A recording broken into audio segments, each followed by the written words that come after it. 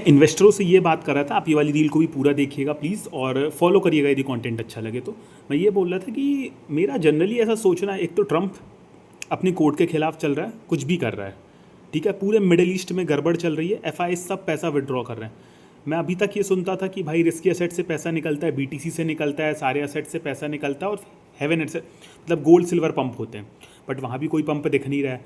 अब एक चीज़ आपने और देखी होगी कि आज ईरान में अर्थक्वेक आया है, तो उसका भी कहीं ना कहीं रीज़न ये हिंट हो रहा है कि उन्होंने न्यूक्लियर टेस्ट किया। यदि न्यूक्लियर टेस्ट हुआ है, समझौता हो जाता है, तो गोल्ड और सिल्वर में रैली आ सकती है, बट वैसी रैली नहीं देखने को मिलेगी। गोल्ड वैसी ऑल टाइम हाई के आसपास ट्रेड हो रहा है यदि आप देखें तो, ठीक है। तो एक और यदि ये वॉर बढ़ती है और यदि सच में न्यूक्लियर टेस्ट हुआ है तो कुछ भी हो सकता है। तो पहली बात तो चार्ट्स को देख के ही कुछ पोजीशंस बनाएं।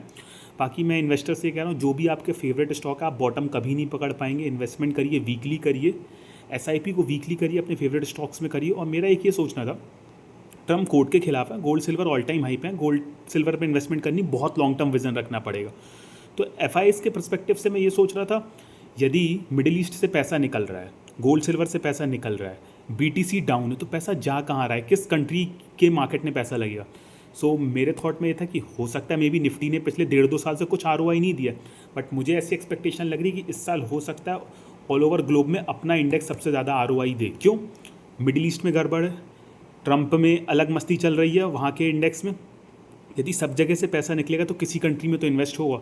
सो बस ये एक मेरा पर्सपेक्टिव था। आप इसके बारे में क्या व्यू रखते हैं ये आप मुझे कमेंट में ज़रूर बताएं।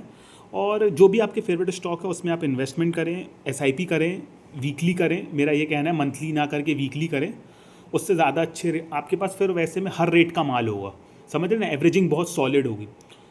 तो बस यही सलाह थी। आप देखिए, बाकी आज सारे इंडेक्स डाउन है, कल अपना मार्केट भी गैप डाउन खुलने वाला है। सो देखते हैं, यदि निफ्टी का जो मैं लेवल बोल रहा हूँ, निफ्टी का यदि ये लेवल डिफेंड कर लेता है तो फिर अपन डिस्कस करेंगे कल की क्या अपन सोच सकते हैं। बाकी इन्वेस्टमेंट ज़रूर करें।